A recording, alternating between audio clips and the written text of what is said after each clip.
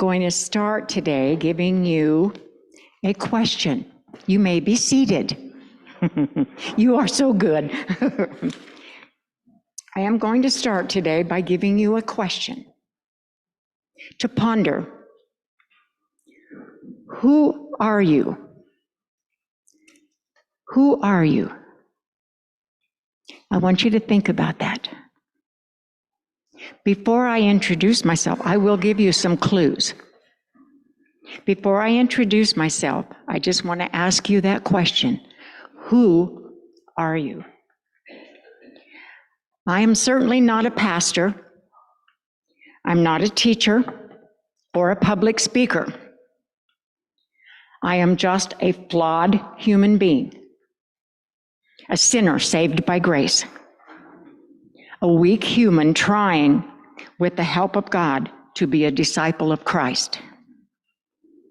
This is who I am.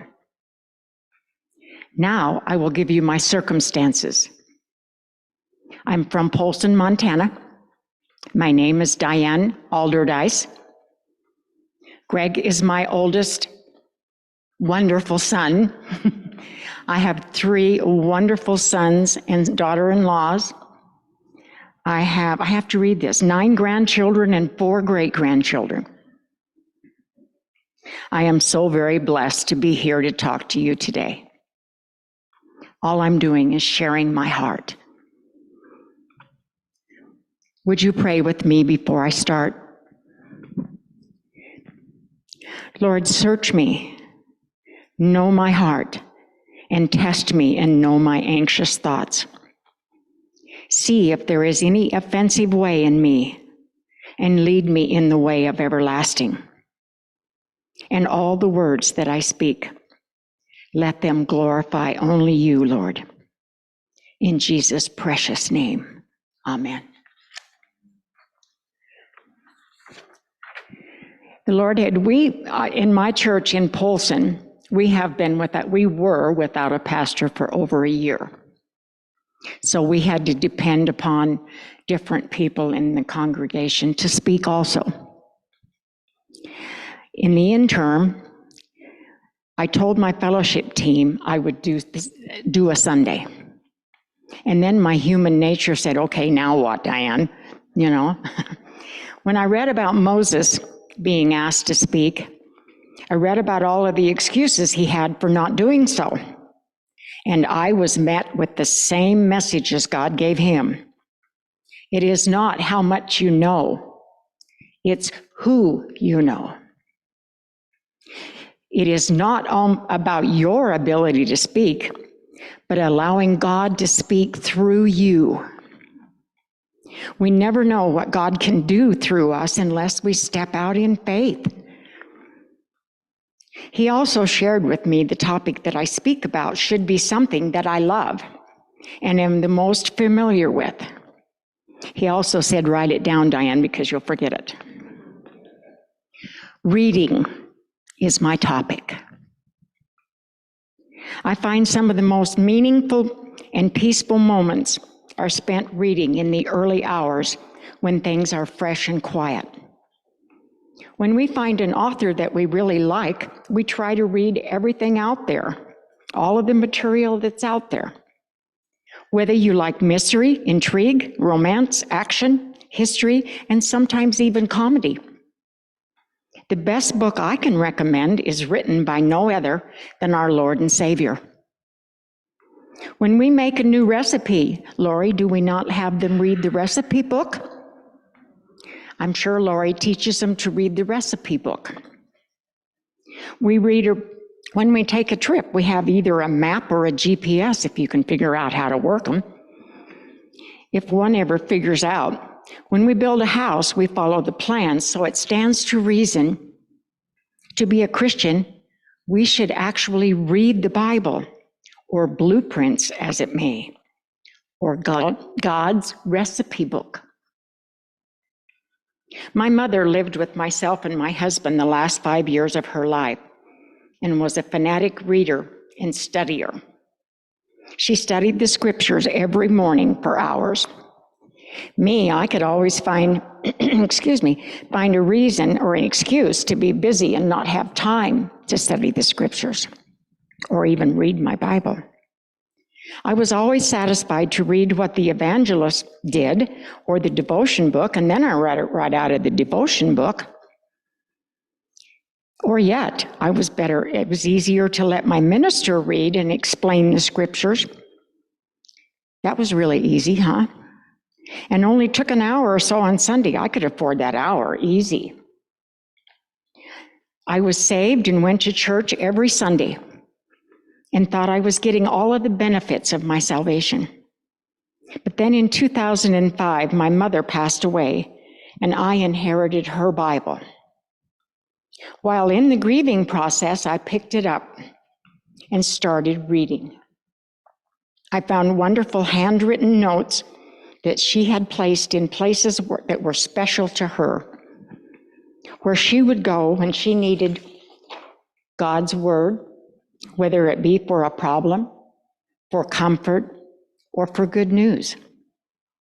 Little did my mom know she was planting a seed for reading the scriptures. I found such comfort in the same words that she had read. This is when I decided that there was more to this Christian life that I was missing out on. Then I decided for myself and get all the benefits of my salvation and Christian experience. I decided it was time not only to claim Jesus as my Savior, but to have a personal relationship with Him. I had to prioritize my time and my activities. I quickly learned the more time I gave to God, the more time He gave back to me to do the things that I wanted or needed to do. The time I spent with Him in the morning is my favorite time of the day. It helps me to start the day on the right foot with an attitude of gratitude. I feel better and I appreciate life so much more. The hour or hours I spend in the scripture seem to not even matter at the end of the day. I don't even miss them. Only the life lived in the light of God's word is wise. For that reason, when we read and study the Bible, we must stop and pray that God will instill in us the wisdom and understanding while we study so that we can learn the lessons of life that God is wanting us to get. So daily ask that God to open your heart and mind through the power of the Holy Spirit for the messages found in scriptures. Then if we find a place that we do not understand, we can search it out with the suggested scriptures contained in a study Bible. My first thing was, this was a study Bible that my mother had. So it was easy for me to search out the scriptures.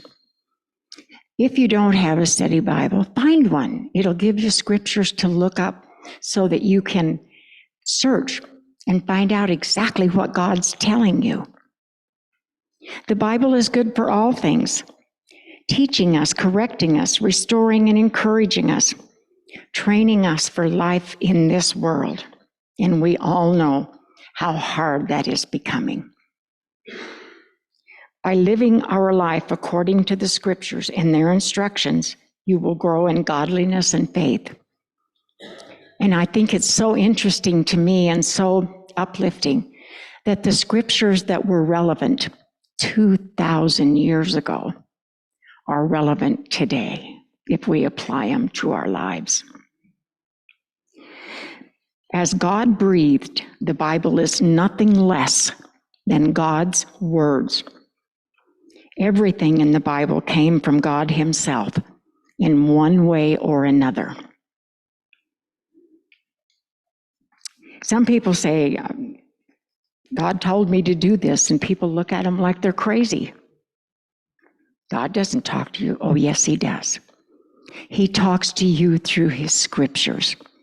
He talks to you in visions. He talks to you in dreams. God communicates with you always. You just have to be open to it. In the Old Testament, the Holy Spirit came upon people, authors, as they wrote what God told them to write. In most of the New Testament, the authors often researched or interviewed eyewitnesses. Can you imagine being an eyewitness to Jesus' teaching? Authors such as Paul, Matthew, and John were writing nothing less than God's own words and instructions as he watched him teach the disciples and the crowds that followed him. Holiness involves trusting the Lord and not the world we live in. The line between the two becomes finer and closer to the Lord the longer we walk with him, and the better we know him. God wants our heart, not just our verbal alliance, and he desires that our affections be wholly his. He wants us to love his word and to love one another like the love of a family.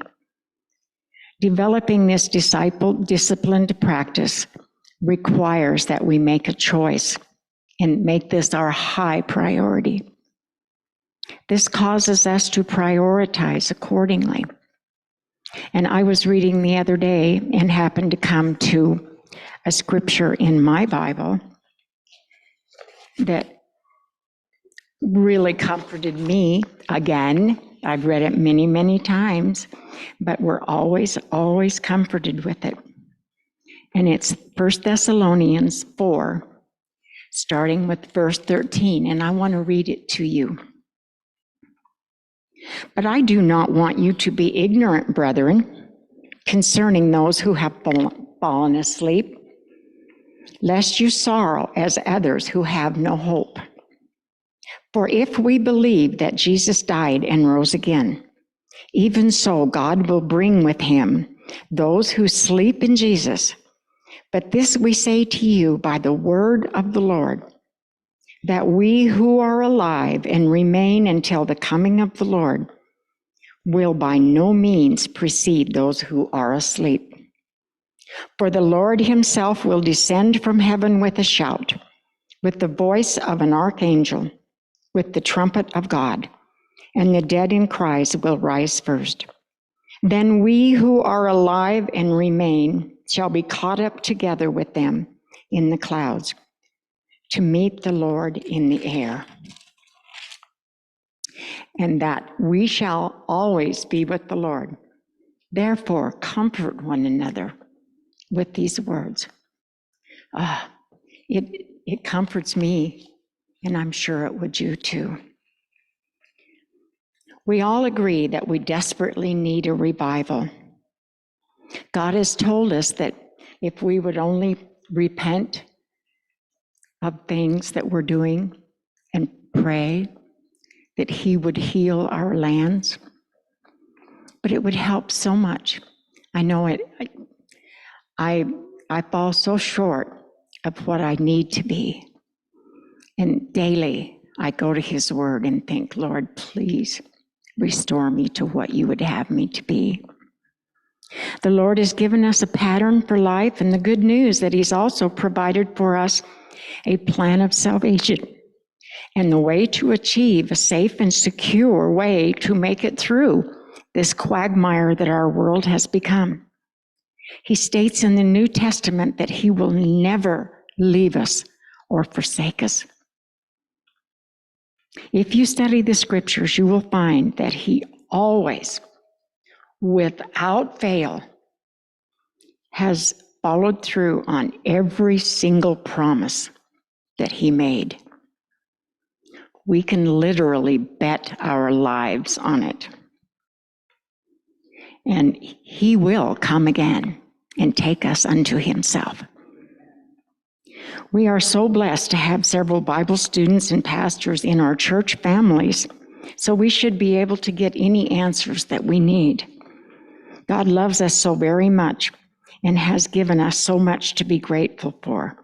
I'm challenging us all to give in return our time each day for reading and studying his word. Let there never be a time when we are confused about what God is trying to say to us.